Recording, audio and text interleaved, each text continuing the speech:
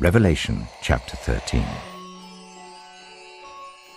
The dragon stood on the shore of the sea, and I saw a beast coming out of the sea. It had 10 horns and 7 heads, with 10 crowns on its horns, and on each head a blasphemous name.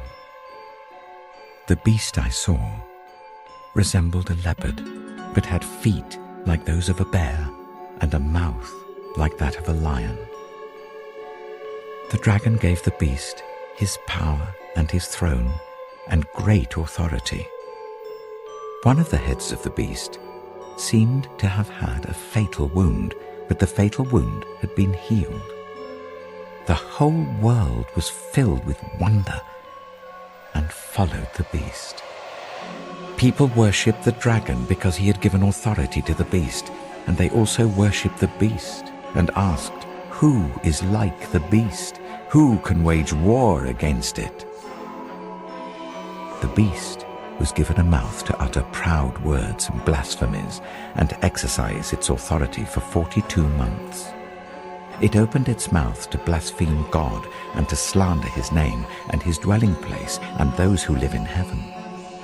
It was given power to wage war against God's holy people and to conquer them. And it was given authority over every tribe, people, language, and nation. All inhabitants of the earth will worship the beast, all whose names have not been written in the Lamb's book of life, the Lamb who was slain from the creation of the world. Whoever has ears, let them hear. If anyone is to go into captivity they will go. If anyone is to be killed with the sword they will be killed.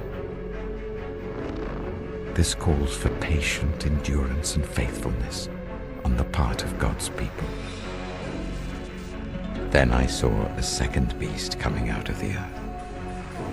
It had 2 horns like a lamb, but it spoke like a dragon. It exercised all the authority of the first beast on its behalf, and made the earth and its inhabitants worship the first beast whose fatal wound had been healed. And it performed great signs, even causing fire to come down from heaven to the earth, in full view of the people.